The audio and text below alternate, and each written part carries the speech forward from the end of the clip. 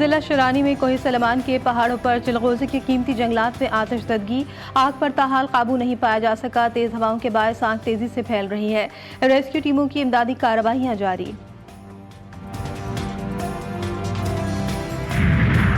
وزیراعظم شہباز شریف کی سعودی ولی عہد محمد بن سلمان سے ملاقات، دونوں رہنماؤں کا خطے میں جاری اسرائیلی جارحیت پر تشویش کا اظہار۔ پاکستان اور سعودی عرب میں دو طرفہ اقتصادی تجارتی تعاون بڑھانے پر اتفاق۔ وزیراعظم کہتے ہیں سعودی وژن 2030 پاکستان کے کلیدی پالیسی مقاصد سے ہم آہنگ ہے۔ شہباز شریف نے پاکستانی وفد کی پرتپاک مہمان نوازی پر سعودی ولی عہد کا شکریہ ادا کیا۔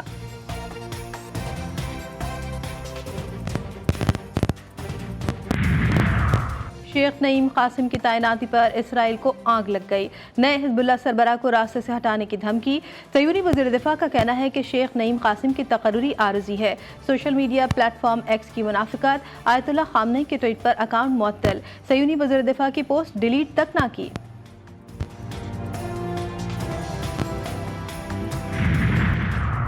Army chief general Asim Munir سے روسی نائب وزیر دفاع کی ملاقات، علاقائی صورتحال، دفاعی تعاون بڑھانے پر تبادلہ خیال۔ ISPR کے مطابق آرمی چیف کا روس کے ساتھ دفاعی تعلقات مزید مضبوط بنانے کے عزم کا اعادہ۔ فریقین کا سلامتی اور دفاعی شعبے میں تعاون بڑھانے پر اتفاق۔ کرنل جنرل فومین نے دہشت گردی کے خلاف جنگ میں پاک فوج کی کامیابیوں کو سراہا۔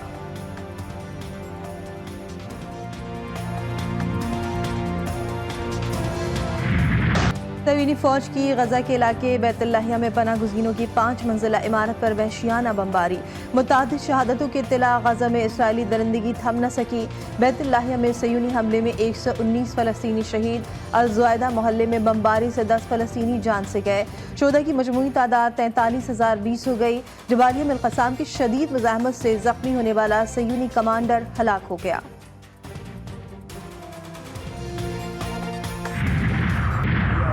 اسرائیلی فوج حزب اللہ کے مجاہدین کے حوصلے پست کرنے میں ناکام، 41 کارروائیوں میں 25 سے زائد اسرائیلی فوجیوں کو مار ڈالا۔ اسرائیلی اسلحہ ساز فیکٹری ڈرون حملے میں تباہ، ساحلی شہر حیفا میں نیول بیس پر حملہ، نہاریہ پر راکٹوں سے حملہ کیا گیا۔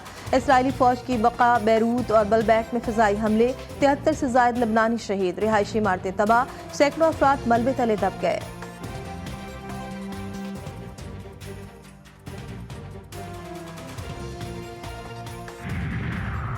روس نے یوکرین جنگ کے اہم موڑ پر اسٹریٹجک ایٹمی مشقوں کا آغاز کر دیا۔ کاسمو ڈروم سے مشرق بعید تک یارس بین البر اعظمی بیلسٹک میزائل لانچ کیا گیا۔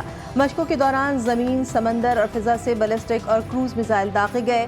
صدر پیوٹن کہتے ہیں کشیدہ جغرافیائی صورتحال میں فوج کو ایٹمی جنگی تیاری میں رہنا چاہیے۔ ہماری فوج کے پاس جدید ہتھیاروں کا حصہ بڑھ کر 94% ہو گیا۔ سپریم کورٹ بار ایسوسی ایشن کے سالانہ انتخابات، آسما جہانگیر گروپ کے محمد رؤوف عطا کامیاب، حامد خان گروپ کے منیر کاکڑ دوسرے نمبر پر رہے۔ پولنگ کا عمل صبح 8:30 بجے شروع ہوا جو شام 5 بجے تک جاری رہا۔ سپریم کورٹ، اسلام آباد ہائی کورٹ سمیت چاروں صوبوں کی ہائی کورٹس میں ووٹنگ ہوئی۔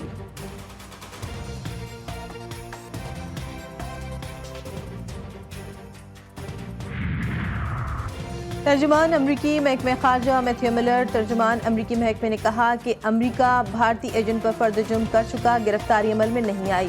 یہ ایک قانونی معاملہ ہے۔ بھارت پر واضح کیا تھا کہ احتساب رکھنا چاہتے ہیں۔ بھارتی ایجنٹ کی حوالگی سے متعلق محکمہ انصاف سے رجوع کرنے کا کہوں گا۔ بھارتی حکومت کو اپنی تحقیقات سے بھی آگاہ کر دیا۔ سکھ رہنما پر قاتلانہ حملے میں ملوث بھارتی ایجنٹ کا امریکہ کی حوالگی سے متعلق سوال پر جواب۔ کراچی میں گرمی کی شدت اور لوڈ شیڈنگ میں اضافہ، شہریوں کے صبر کا پیمانہ لبریز ہو گیا۔ پرانی سبزی منڈی، گارڈن اور لسبیلا کے عوام سڑکوں پر نکل آئے، ٹائر جلا کر سڑکیں بلاک کر دی۔ مظاہرین کی کے الیکٹرک کے خلاف شدید نعرے بازی، احتجاج کے باعث شہر کے مختلف شاہراہوں پر بدترین ٹریفک جام، شہریوں کو سخت مشکلات کا سامنا۔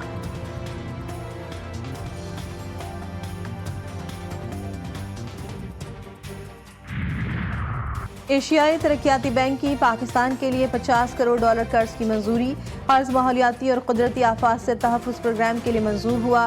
ADB کے مطابق پاکستان موسمیاتی تبدیلی سے متاثرہ ممالک کی فہرست میں شامل ہے۔ رقم موسمیاتی تبدیلی اور ڈیزاسٹر رسک کے منصوبوں پر خرچ ہوگی۔